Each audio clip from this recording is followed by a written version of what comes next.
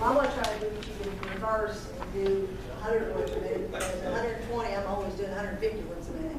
I have the express pleasure of introducing Jonathan Burdon, and he's gonna come talk to us about social coaster.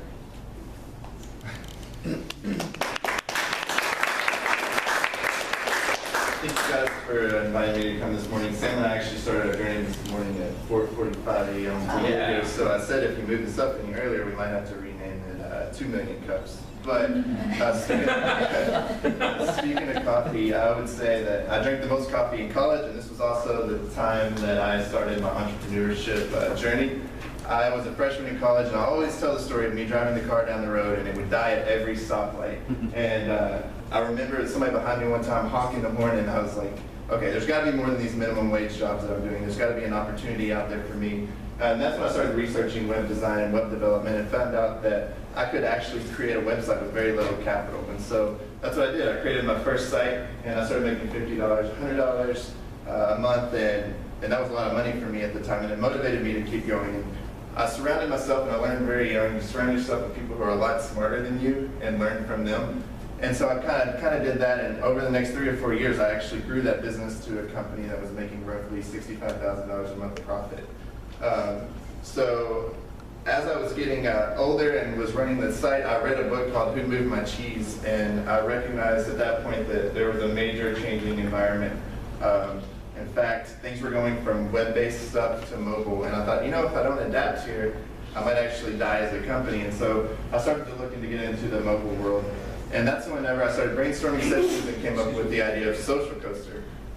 With the basic 30-second pitch of what Social Coaster is we live in a world full of egocentric social media sites, whether it be Facebook, where you post to your own wall, or Twitter, where you post to your own feed. There's really not anything out there that's kind of community-centric social media.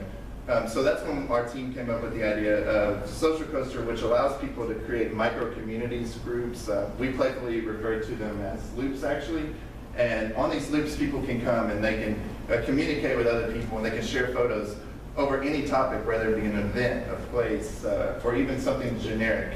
And so a good example of this would, and I always use weddings as an example, because a bride and groom can create a loop for their wedding, ask all their guests to come and to share their memories, or to take photos, and at the end of the night, they have all these memories and all these photos to look at, all in one centralized location.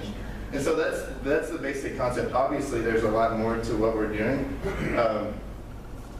Definitely one thing that I've learned along the way is how development-driven this company is. Whenever you have something with handling such big data, there's a lot of development, and it doesn't happen as fast as I thought. But initially, since I previously was self-employed, I thought, what if I contracted out the work to get to the minimum viable product? And so that's what I did, and I quickly realized that maybe contract work wasn't the right thing for what we were doing. People just simply, contract teams didn't take the pride in the work like that I did, and the level of professionalism that I would expect. And they had a benefit for extending their development because they were getting paid by the hour. So I quickly realized I needed to hire, and that was my first learning experience, because I never hired before. So one thing that I really wanted to do is make sure when I hired that I was building a great culture and a good team that loved what they were doing. And so to do that, what I did was kind of indirectly in the interview process, figure out what people were making previously, and then I offered them less money than they were previously making, but included stock options in the company so they would feel vested. If they accepted that offer, it'd tell me that, hey, this person believed in what we're doing. If they didn't accept it, then maybe they were only in it for the money, which is not what we were necessarily looking for. So we've got an awesome team. Our team fully believes in what we're doing, and after a few weeks, I actually bumped all their pays up to where they were before, and if not greater. So it was really just a trick for hiring.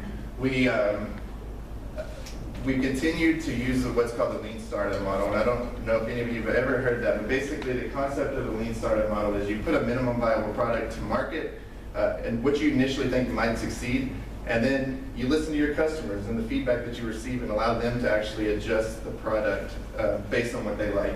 Instagram, Snapchat, all of the big successful social media companies actually came out as a completely different app when they first launched.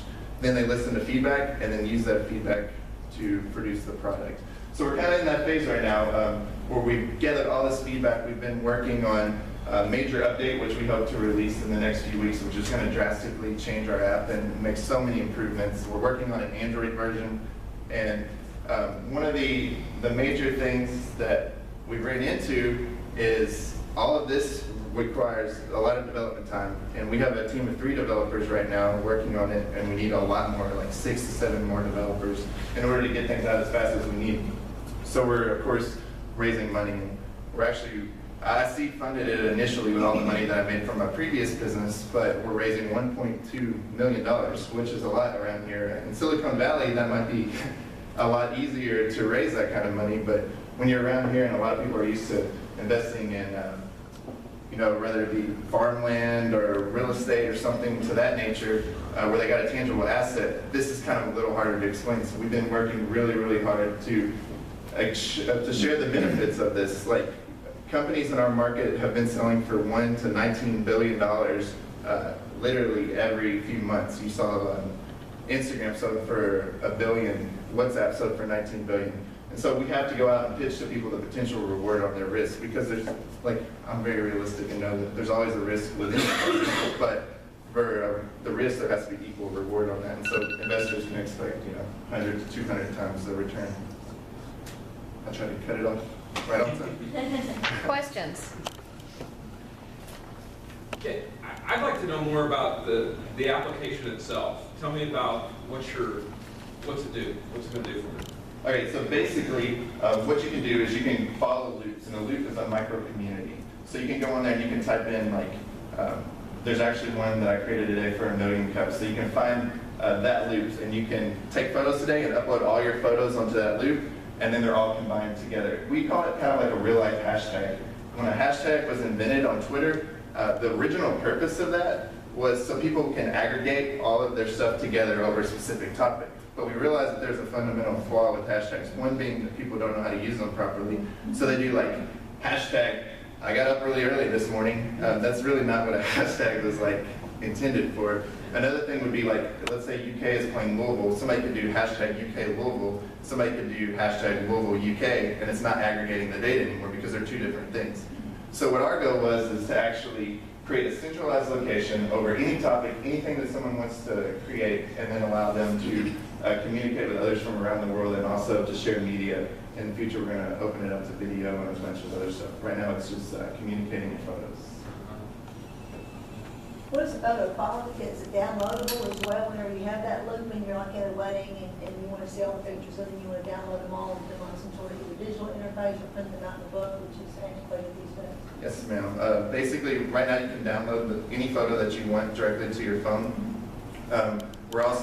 We've been working obviously on coming up with creative things for the future, and one of our board of directors members is actually the COO of Bluehost, which is a publicly traded company valued at $1.6 billion. So the guy has a lot of experience, and so one thing that we've talked about with him is possibly making it so if someone wanted to push a click of a button, all the photos that would be in that album, they could, like, generate a website automatically out of the photos in that album.